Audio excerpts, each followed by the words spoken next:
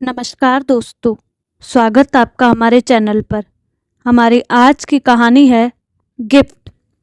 अरे, इसे तुमने क्यों छुआ? क्या तुम्हें इतना भी नहीं पता कि ये जया के सतमाहे की पूजा की सामग्री है और ऐसी पूजा सामग्री को बांझ औरत के छूने से अपशकुन होता है। तुम ये तो नहीं सोच रही कि तुम्हें बच्चे नहीं हुए तो तुम्हारी ननद को भी नहीं होने चाहिए? कहीं ऐसा तो नहीं कि ननद की खुशी तुमसे देखी नहीं जा रही? मम्मी जी, मैं किसी तरह अपने आंसुओं को रोककर नैना इतना ही बोल पाई थी कि इतने में जया, जो उसकी ननद कम सहेली ज्यादा थी, वो बोल उठी। भाभी, आपसे मुझे ऐसी उम्मीद नहीं थी। आपको तो खुश होना चाहिए था कि मैं माँ बनने वाली हूँ, उल्टे आप अपशकुन करने में लगी हैं।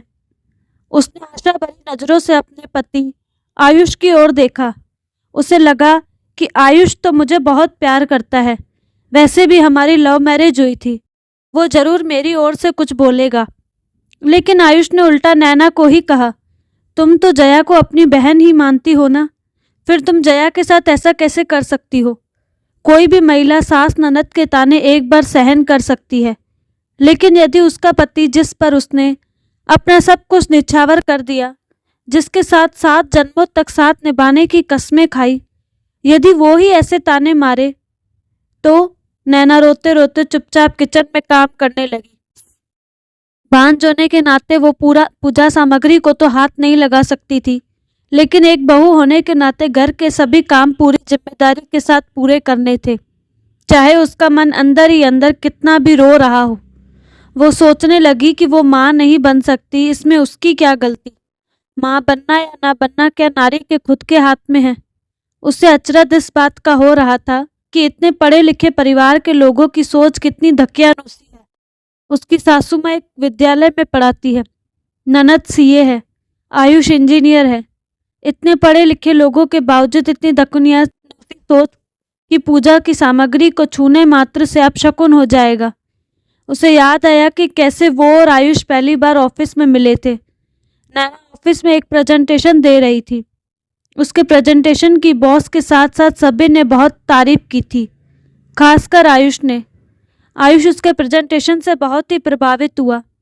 एक ही ऑफिस में साथ काम करते करते हुए कब दोनों को एक दूसरे से प्यार हो गया, दोनों को पता ही नहीं चला। दोनों एक ही जाति के होने से घरवाले भी मान गए और दोनों की शादी हो गई। सास ससुर और ननद सभी का स्वभाव बहुत अच्छा था। इतना प्यार करने वाला पति पाकर तो नैना अपने आप को बहुत भाग्यशाली समझने लगी थी। आयुष ने पहले ही कह दिया था कि शादी के बाद 2 साल तक बच्चा नहीं करेंगे, जिंदगी को थोड़ा एंजॉय करेंगे, फिर बच्चे की जिम्मेदारी लेंगे। इसीलिए 2-3 साल तक परिवार में बच्चे के लिए किसी ने कुछ भी नहीं कहा। लेकिन 5 साल होते घर में सभी के ताने शुरू हो गए। बात बात में परिवार वाले और रिश्तेदार सभी नैना को बांझ कहकर ताने मारने लगे। आयुष पहले पहले तो कुछ नहीं बोला, लेकिन अब वो भी नैना से बेरुखी से पेश आने लगा था। ऑफिस में तो सबके सामने सामान्य रहता, लेकिन घर आते चुप्पी साध लेता, सिर्फ काम पूर्ति बात करता, जिससे दिनों दिन कार्यों में विघ्न न आए। ऐसा लगता कि नहीं कि वे दोनों पति पत्नी हैं और एक ही घर में रहते हैं। नैना का मन चित्कार कर उठता, लेकिन फरियाद करे भी तो किससे? मन महसूस कर रह जाती। उसे लगता था कि आयुष को भी बाप न बन पाने का दुख है, थोड़े दिनों में वे सहज हो जाएगा। आज नैना की 8वीं सालगिरह थी। उसे लगा कि आज आयुष अपनी चुप्पी तोड़कर उसे बधाई जरूर देगा। उसने आयुष की पसंद का नाश्ता बनाया, नई क्रॉकरी में नाश्ता दिया, लेकिन आयुष ने चुपचाप नाश्ता किया और बिना एक शब्द बोले ऑफिस के लिए निकल गया। नैना ने तबीयत का बहाना करके ऑफिस से छुट्टी ले ली थी, ताकि डिनर अच्छे से तैयार करके बेडरूम को भी बहुत अच्छे से सजाकर वो आयुष को सरप्राइज देना चाहती थी। आयुष ने एक बार पूछा भी नहीं कि तुमने ऑफिस से छुट्टी क्यों ली, क्या तुम्हारी सचमुच तबीयत खराब है? नैना ने डिनर में पालक पनीर, लौकी को कोफ्ते, भिंडी की सब्जी, पुलाव, पूरी, मटर की कचौड़ी, रसमलाई आदि बनाए। बेडरूम को फुग्गे, बंदरवार और फूल आदि से सजाया। खुद आयुष के पसंद की हरे रंग की साड़ी पहनकर अच्छे से तैयार हुई। उसे पूरी आशा थी कि आज आयुष जरूर अपनी चुप्पी तोड़कर मुझसे बात करेगा। मैं उसे बच्चा गोद लेने के लिए मना लूंगी। शाम को जब आयुष घर आया तो उसने नैना की ओर नजर उठाकर भी नहीं देखा। उसने सोचा शायद बेडरूम में जाकर फिर विश करेगा। बेडरूम की इतनी सजावट देखकर भी आयुष चुप ही रहा। उसका वो रोज का रूटीन, मोबाइल और वो, उसने पहल करते हुए कहा, सालगिरह की बहुत बहुत बधाई आयुष। फिर भी आयुष चुप। अब नैना का धैर्य जवाब देने लगा। आयुष, मैं आपसे कुछ कह रही हूँ। आज हमारे शादी की सालगिरह है।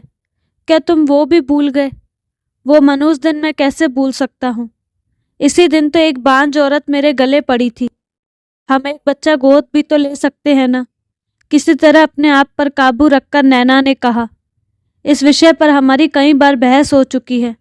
मैंने कितनी बार कहा है कि मैं किसी और के बच्चे को, किसी और के खून को नहीं अपना सकता।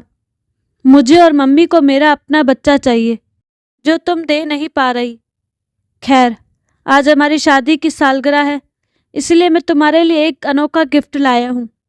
अनोखा गिफ्ट? नैना सोचने लगी कि जो व्यक्ति मुझे लगातार खरी खोटी सुना रहा है, वह व्यक्ति मेरे लिए कौन सा अनोखा गिफ्ट लेकर आया होगा। आयुष ने उसे एक लिफाफा पकड़ाया। नैना ने उत्सुकता से लिफाफा खोला तो उसमें तलाक के कागजात थे। नैना को विश्वास नहीं हो रहा था। जो आयुष प्यार की बड़ी बड़ी डींगे हाँकता था, हर परिस्थिति में साथ देने की बात करता था, वो एक बच्चे के लिए उसे तलाक दे रहा था।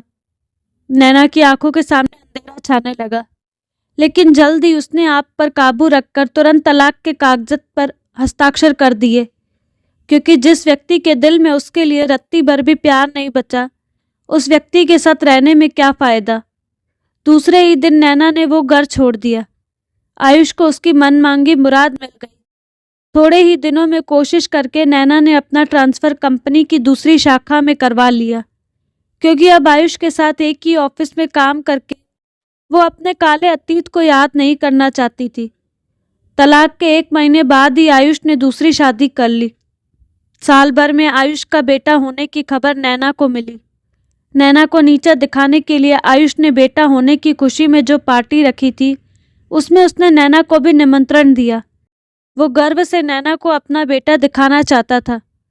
पार्टी में आयुष ने नैना से कहा, देखा, तुमसे तलाक लेने का मेरा निर्णय सही था ना? मैं बाप बन गया हूँ। पापा बनने की बहुत बहुत बधाई।